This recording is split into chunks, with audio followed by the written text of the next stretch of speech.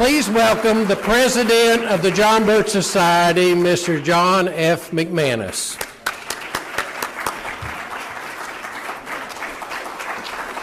Got your water? Yeah, it's there. Thank you. Okay. Thank you.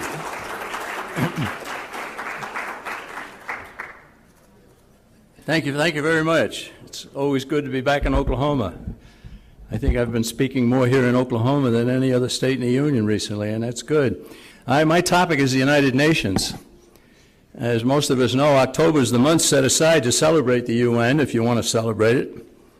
The initial meeting of the General Assembly, the actual birth of the UN, occurred in October 1945.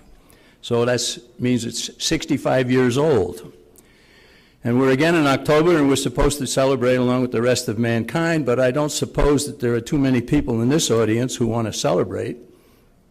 But we can acknowledge U.S. presence in the world body for the past 65 years. 65 years too many.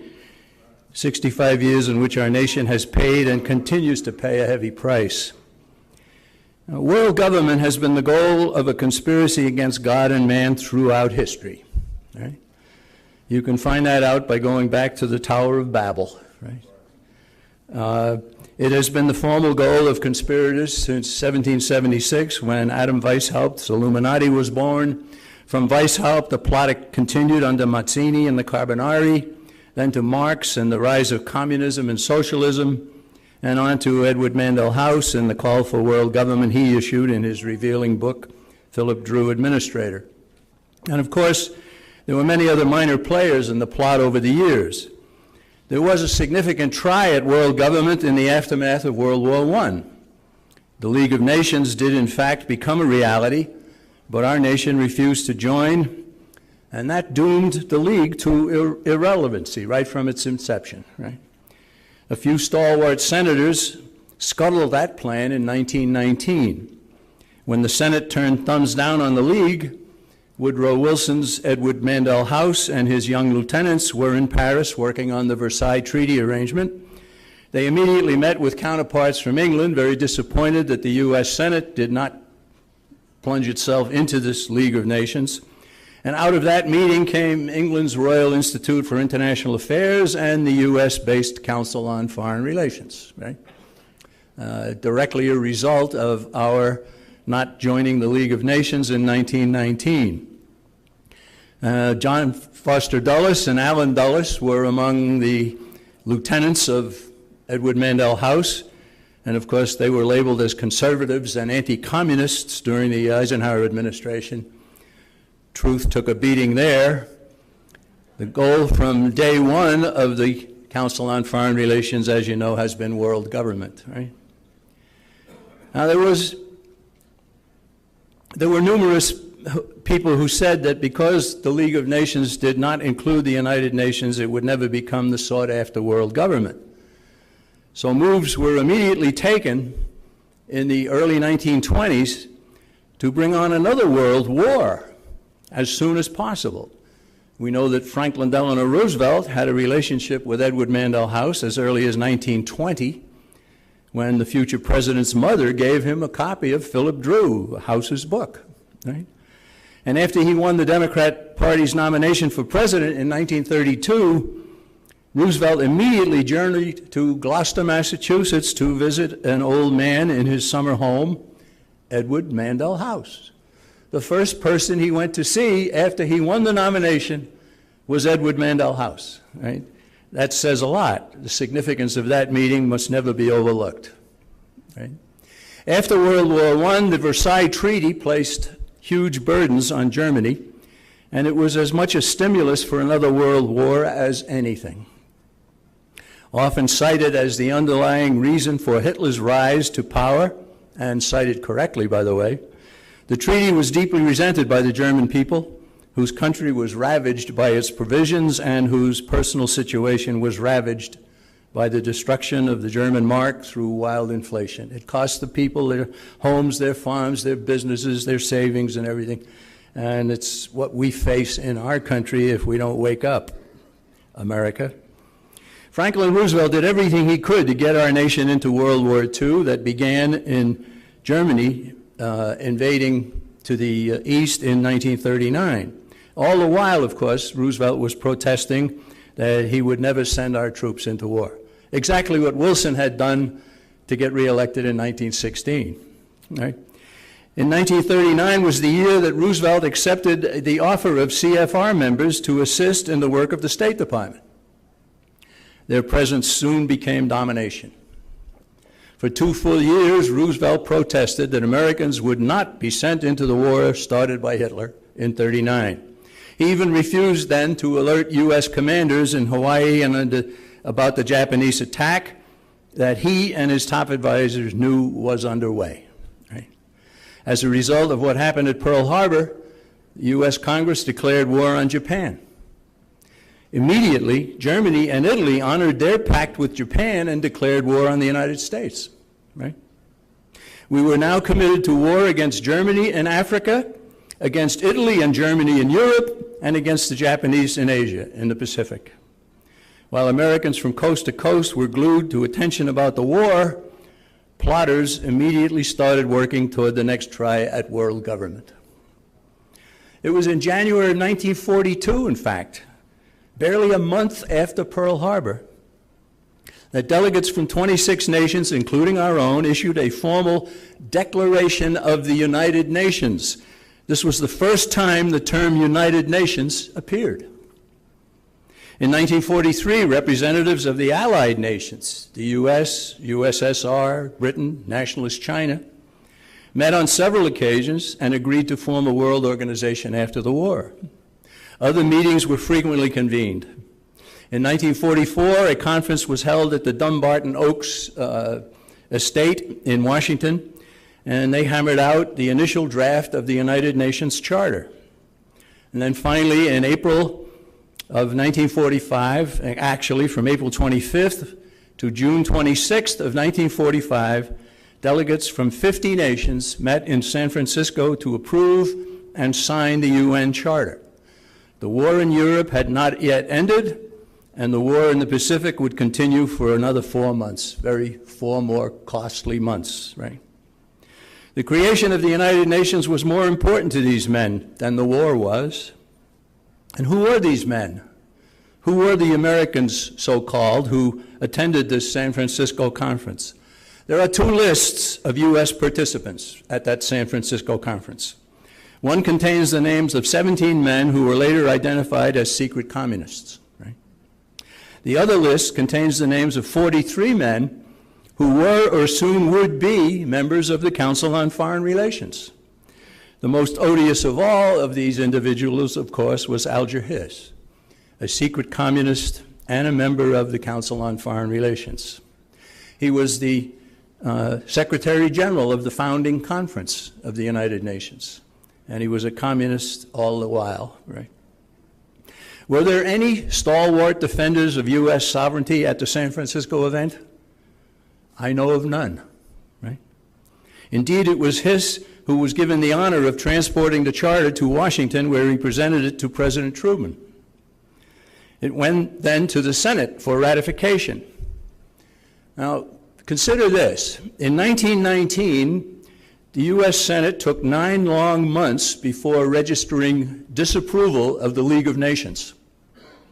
In 1945, the Senate debated for 6 days and approved the United Nations.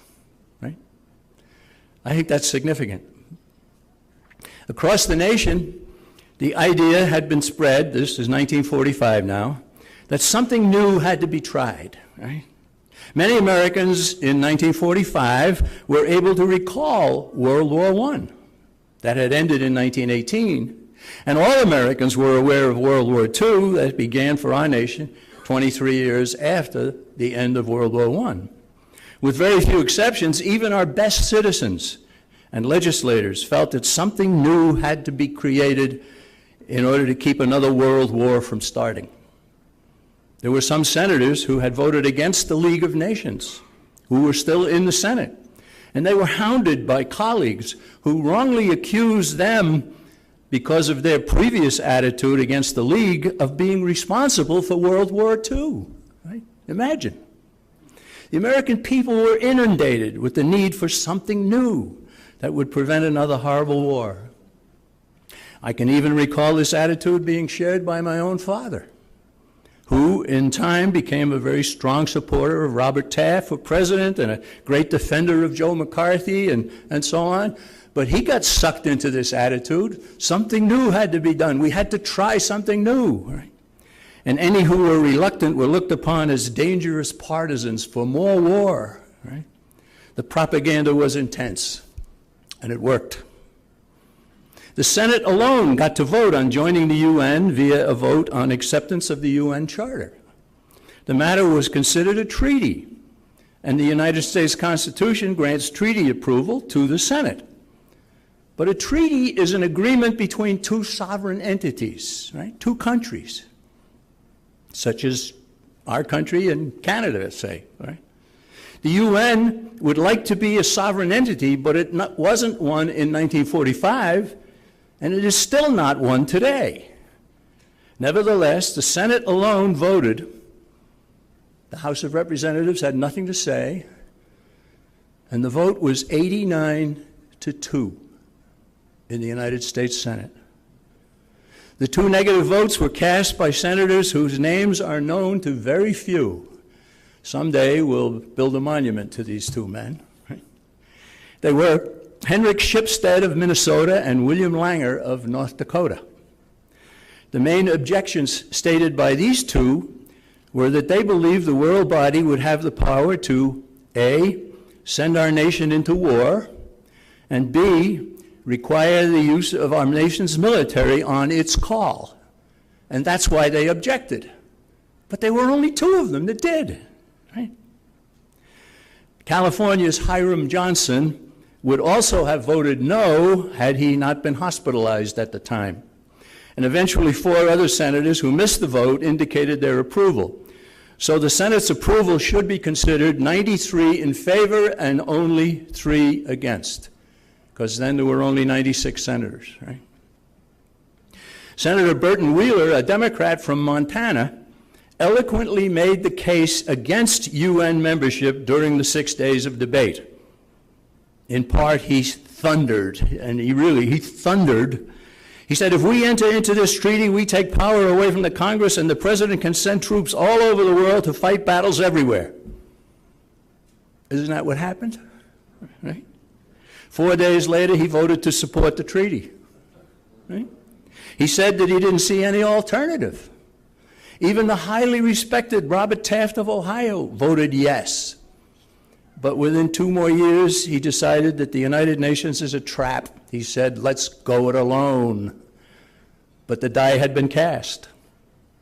So what about the UN Charter? May I see a show of hands in here? How many of you possess a copy of the UN Charter? Less than half. In fact, there's more here than I would have guessed, right? Most Americans haven't read the U.S. Constitution, and even fewer Americans have read the UN Charter, right? What's also true, well, let's take a look at the Charter. Now, I should tell you that we have a packet of information out on the table there. It's got several of the documents that I'll be talking about, including a complete copy of the UN Charter. And if you want to get one of those packets, please leave $2 on the table, right? All right. Article 1 in the Charter employs the word peace or peaceful 6 times, right? Hence, the claim is made that the UN is a peace organization. Right? But paragraph 7 of Article 2 authorizes the very opposite of peace. It starts off by saying, nothing contained in the present charter shall authorize the United Nations to intervene in matters which are essentially within the domestic jurisdiction of any state. Well, that's nice, but then it continues. But this principle shall not prejudice the application of enforcement measures under Chapter 7. Right? We go to Chapter 7, and we see in Article 42 that the Security Council, quote, may take such action by air, sea, or land forces as may be necessary to maintain or restore international peace and security. Such action may include demonstrations, blockade, and other operations by air, sea, or land forces of the United Nations.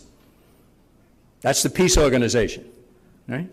Ladies and gentlemen, that's war, right? that the UN is authorized to conduct war according to the Charter, the peace organization. Okay, so where would the UN get forces to accomplish the military action that is called for? There are actually two places where the UN Charter answers this question.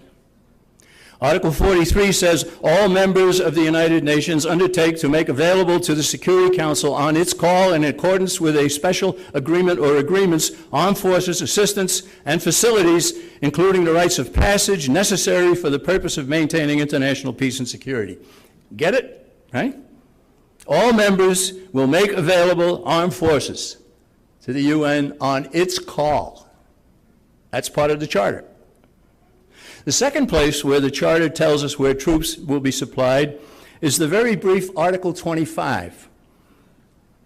How any senator who gives a hoot about the Constitution of the United States and his country would agree to Article 25 is a mind-boggler, right? There were, of course, some senators who cared little about the country, the Constitution, and the use of our nation's forces. Yeah, right. But 93 senators approved Article 25. All right? Here it is in its entirety, very small. The members of the United Nations agree to accept and carry out the decisions of the Security Council in accordance with the present Charter. That trumps the Constitution. How any senator could agree to that is amazing, right? Some of them, of course, I think were maybe secret communists or internationalists, Council on Foreign Relations members, whatever. But there should have been more than two who saw through it. Right? Okay, so here we are, 93 senators approving this. And the United States is one of the 5 permanent members of the Security Council, and therefore we possess a veto. We can veto a Security Council resolution. Have we ever done so to keep our military from being misused? No, not even close, right? So let me read that Article 25 again, right? Members of the UN agree to accept and carry out the decisions of the Security Council. It doesn't say some members or a few well-to-do nations. Its wording is all-inclusive. But how many nations do what it says? And the answer is very few. As far as the United States is concerned, when the UN calls, we answer with troops, right? And supplies and armaments. The U.S. is an obedient member of the United Nations. We live up to the Charter, right? That means not living up to the U.S. Constitution. Is there any sort of fancy legality for shaping troops, for supplying troops to carry out the decisions of the Security Council? And the answer is yes. There is some fancy legality allowing that, right? There was a law passed by Congress that's relied on to convey a sense of legality. That it is totally unconstitutional is clear to anyone who cares about the Constitution, but it's legal. It's the United Nations Participation Act, which was passed by both houses of Congress in December of 1945. Right? Now, I think many of you know that there's been a bill in Congress repeatedly introduced by Congressman Ron Paul to get us out of the United Nations, right? The American Sovereignty Restoration Act, they call it, right? One of its first provisions is repeal of the United Nations Participation Act. In other words, Ron Paul's people understand this thing, and they understand what has to be done for us to completely regain our sovereignty, right? So the act, the United Nations Participation Act, and there's a pamphlet in this packet about that, the colorful one here, that's all about the United Nations Participation Act.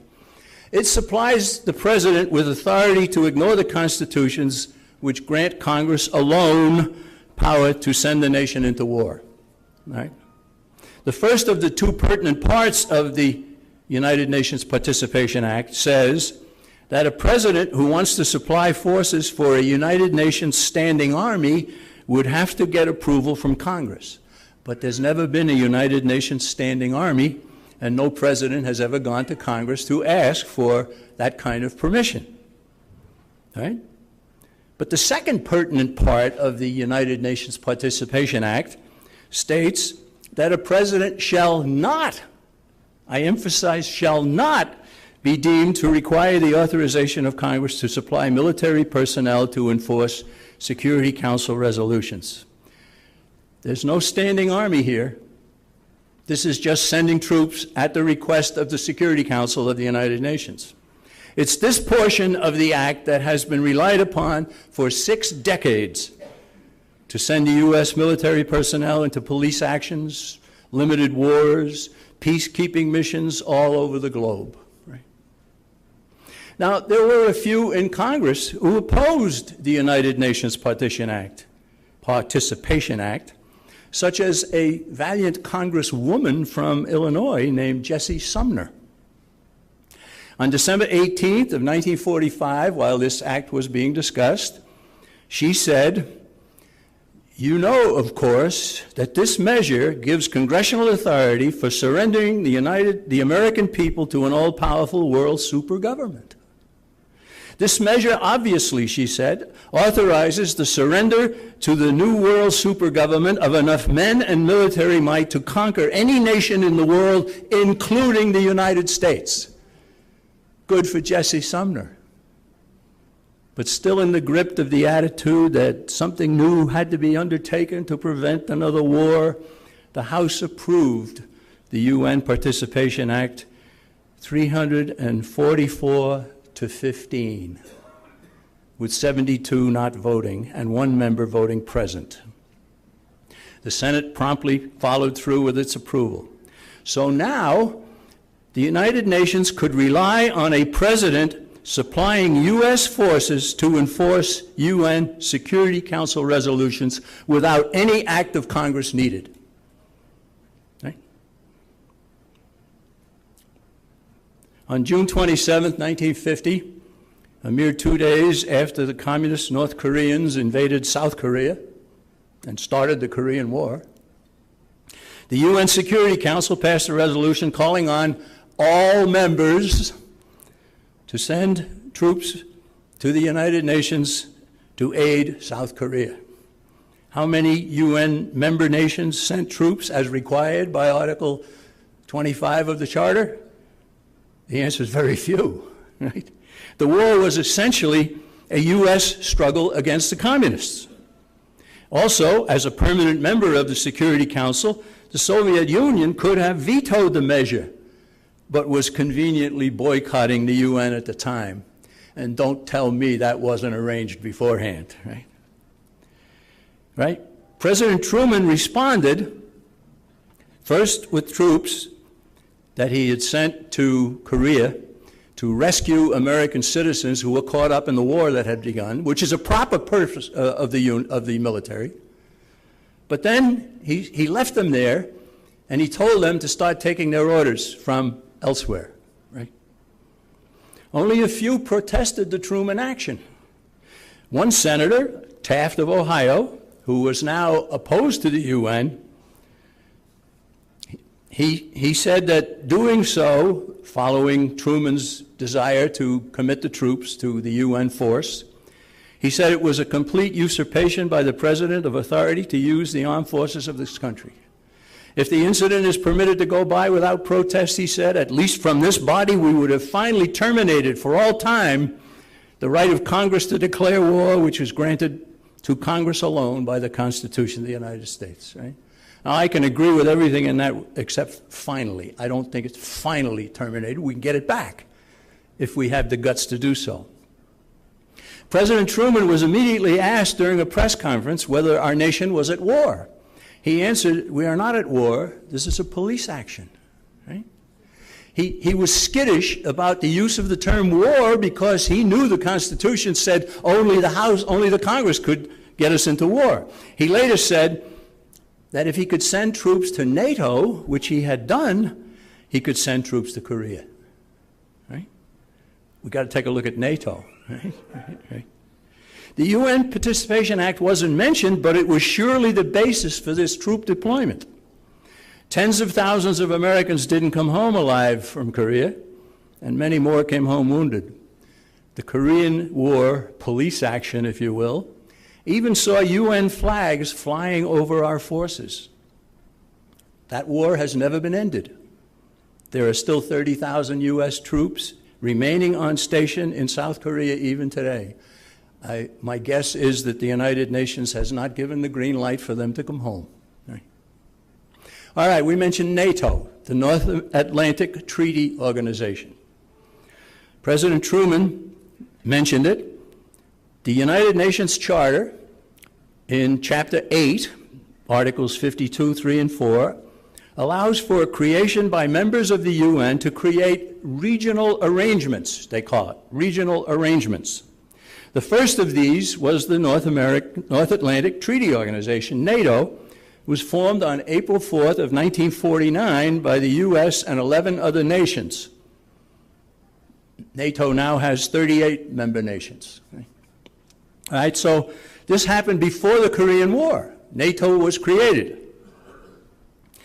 The brief NATO Charter, 14 articles, states that an attack on any one of its members shall be considered an attack on all.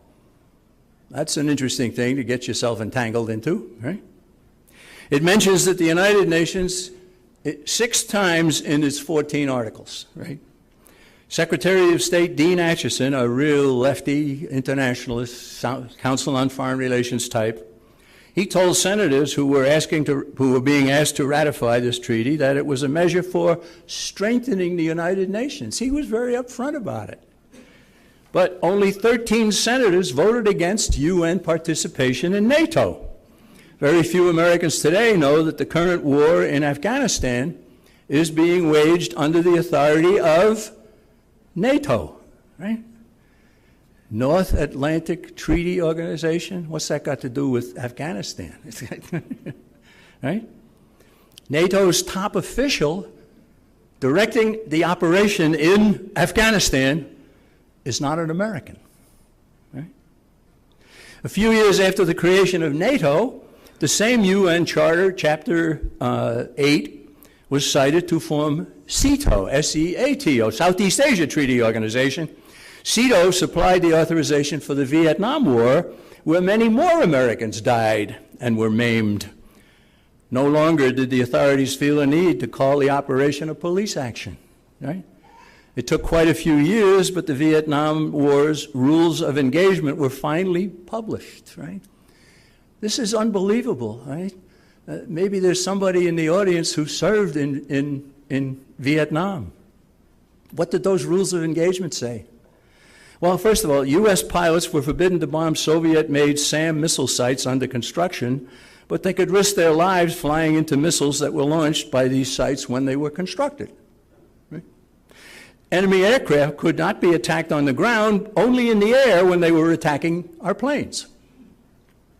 Truck depots 200 yards away from the main road were forbidden targets. Only trucks on the road could be hit. Right? Pilots flying over supply ships heading towards Vietnam, North Vietnam, were forbidden to attack them. Right? This is all the way our forces were compelled to fight a war. And then finally, troops were told not to shoot until they were shot at, not to attack privileged enemy sanctuaries, and not to hold terrain that had been won at great cost. Would any red-blooded American politician or military official send men to fight under such conditions?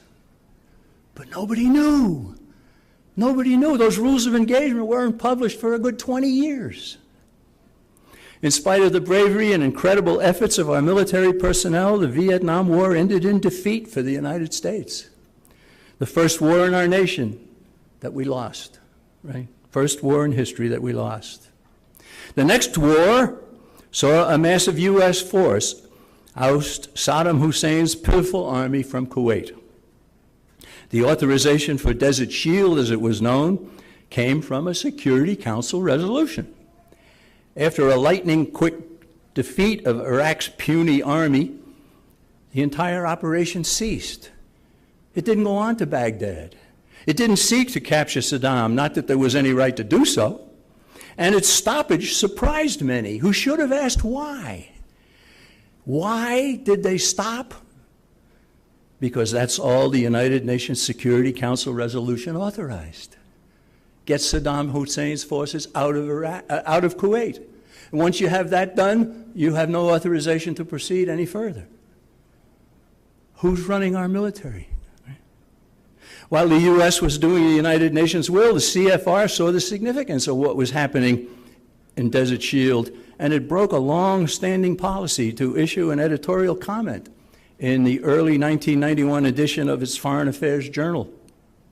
With obvious approval, the Council on Foreign Relations stated about the 1991 invasion of Iraq, this is what it said: "Never before in American history was there a period quite like it.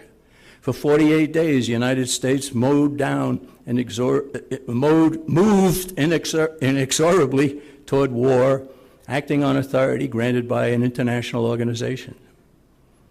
CFR continued. On January 12th, the Congress of the United States authorized American armed forces to implement that resolution, that United Nations Security Council resolution, right?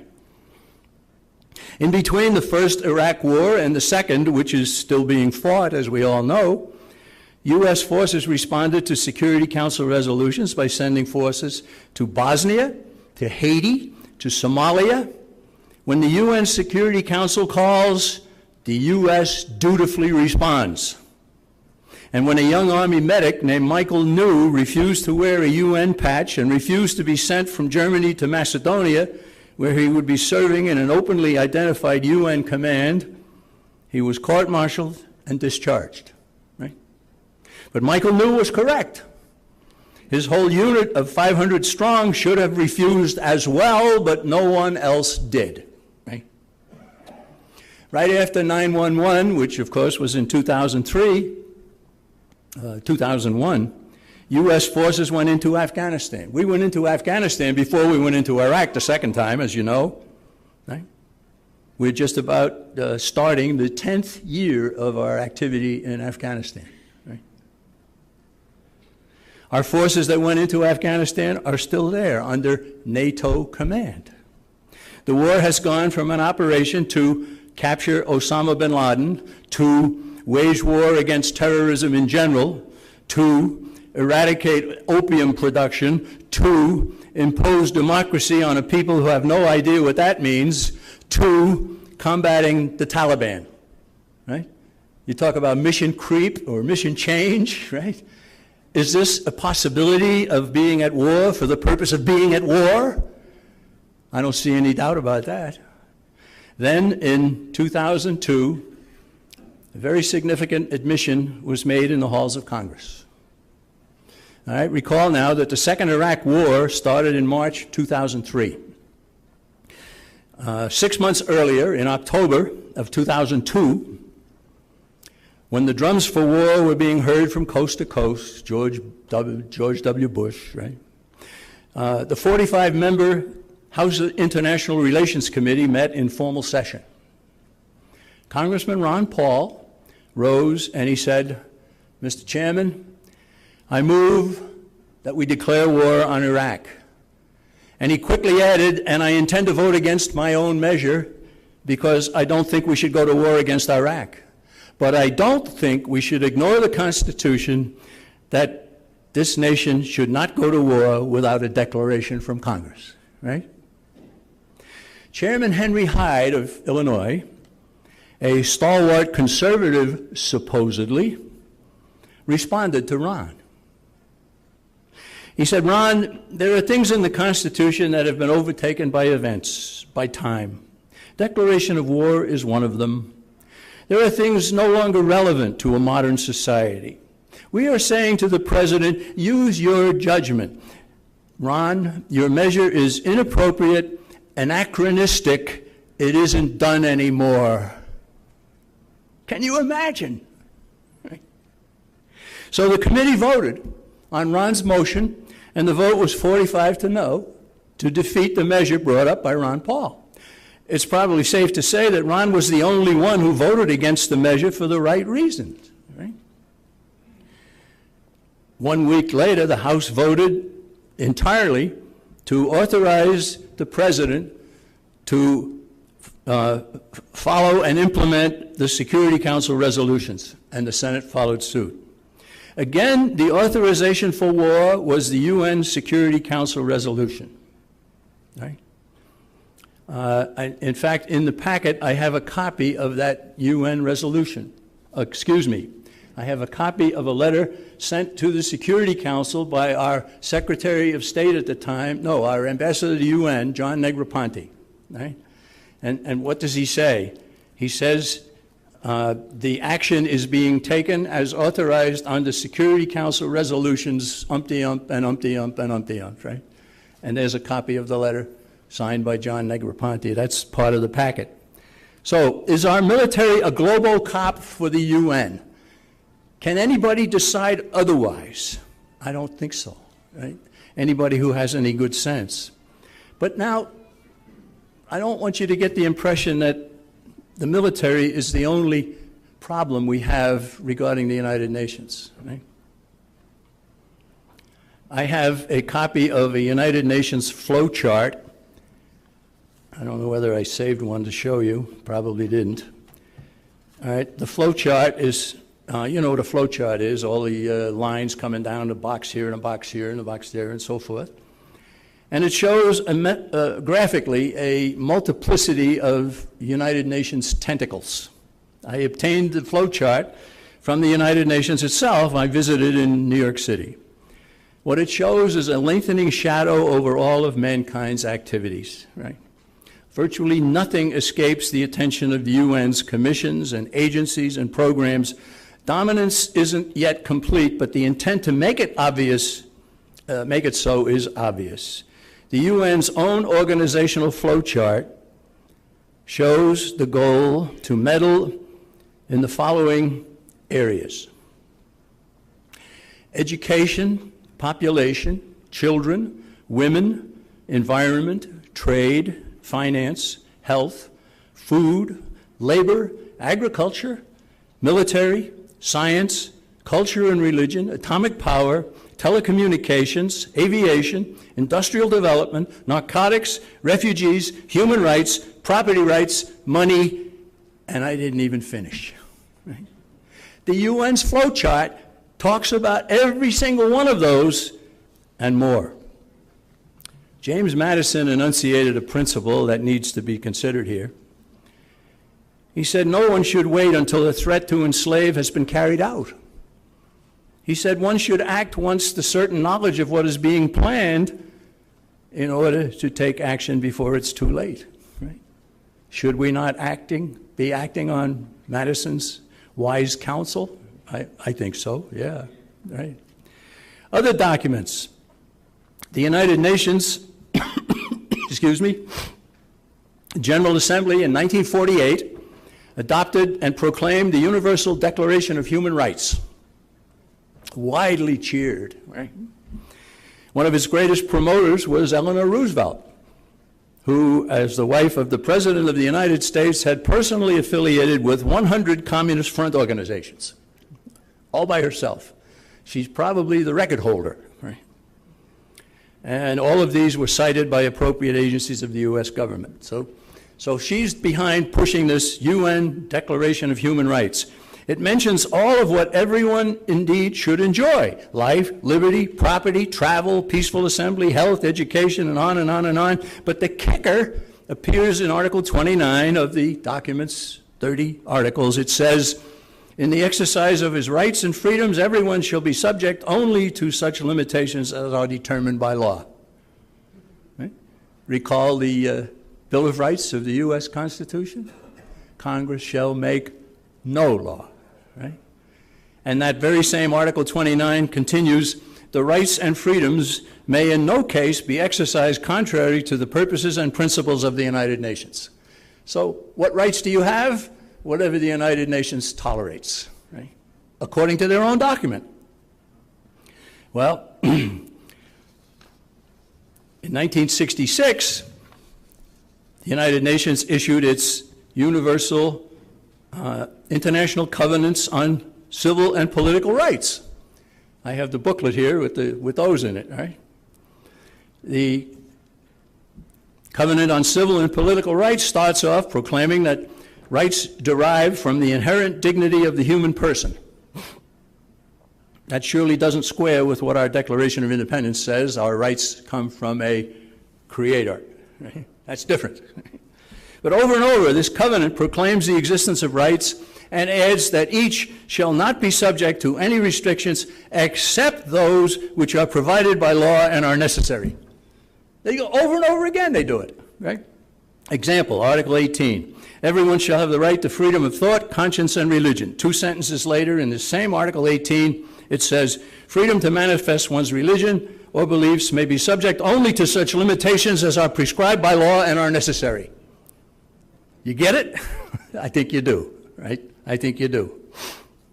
On April 2nd, 1992, when most of the senators had exited the floor late at night, Senator George Mitchell of Maine delayed the proceedings, and with Senator Rockefeller of West Virginia, Stevens of Alaska, Pell from Rhode Island, Moynihan from New York, and Gore from Tennessee were in attendance. They participated in ratifying the International Covenant on Civil and Political Rights of the United Nations. Right?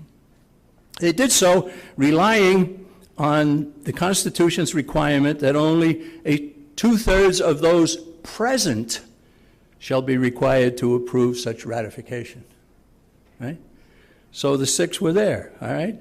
The 6, let me go over it again. Mitchell of Maine, Rockefeller of West Virginia, Stevens of Alaska, Pell of Rhode Island, Moynihan of New York, Gore of Tennessee. Well, at least 4 of them are members of the Council on Foreign Relations, right? And of course, Al Gore is a great champion of everything that we believe in, isn't he? Right? Now, in this packet, we have the Charter of the United Nations. I have a couple of pages out of the 1948 International Covenant, Human Rights document. I have a page out of the 1966 Covenant. I have the flow chart. I have the letter sent by John Negroponte to the Security Council, citing the authorization of the Security Council to go into Iraq and so forth. So it's all there. Now, the reason I put this together is a lot of our people need this kind of information. You need it to be able to demonstrate to somebody, look, you want to know what the United Nations is doing, right? Is your uncle or your son or your brother over in Iraq or in Afghanistan, why aren't they allowed to win? Why isn't this thing over? Why don't we just end it and say, right? Well, anyhow, I also want to say at this point that the biggest item on the agenda of the John Birch Society right now is Obamacare. We've got to nullify this. But after we nullify it, we've got to get it repealed. Nullification is good, but if you don't repeal it, it can come back, right? So you do this alphabetically, right? N comes before R. Nullification comes before ratification. And you got to do both. Whatever you get some legislator to be interested in the nullification, and there are more and more who are becoming aware of that, okay. And tell them, all right, get it nullified, and then repeal it, right? Make sure it gets repealed, right? All right, so here we have the United Nations. The John Birch Society, of course, has become somewhat famous or infamous for opposing the United Nations, which I'm very pleased about. I'm glad to know that we have that reputation. I'm anxious to see it grow and become more so. But I want not to have everybody drop everything they're doing about Obamacare right now, because that is so important. Just keep in mind that this Obamacare thing is not about health, it's about people control, right? Just keep that summary in your mind and show them that flow chart that they've put out, right? All right, now, what about some of the leaders of the United Nations? In 1964, a fellow named U Thant of Burma, which is now Myanmar, he said, if we are to make the next step toward world authority and then onward to world government, it will be by growth and authority of the prestige of the institutions and agencies of the United Nations. Such an authority cannot merely consist in a paper constitution and must be based on a certain degree of power. Right? That's the Secretary General of the UN, 1964. 1992, Boutros Ghali is now the Secretary General. He's from Egypt. And in his article called An Agenda for Peace, he said, "The time of absolute and exclusive sovereignty, however, has passed. Its theory was never matched by reality." All right? Is he an enemy of our country? And is he an enemy of freedom? I don't think I have to spell it out. Then we get Kofi Annan from West Africa, year 2000. At the beginning of the 21st century, the United Nations has become more central to the lives of more people than ever. That is not least because state sovereignty in its most basic sense is being redefined by the forces of globalization and international cooperation. Right? Ladies and gentlemen, I could go on. I won't. There's a lot more that can be said about the United Nations, but to understand its roots and to understand everything about it, and especially what has been done to our military, is important, very important. And it should lead all of us to keep in mind the very, very important need to get us out and get the United Nations out of our country. Thank you very much.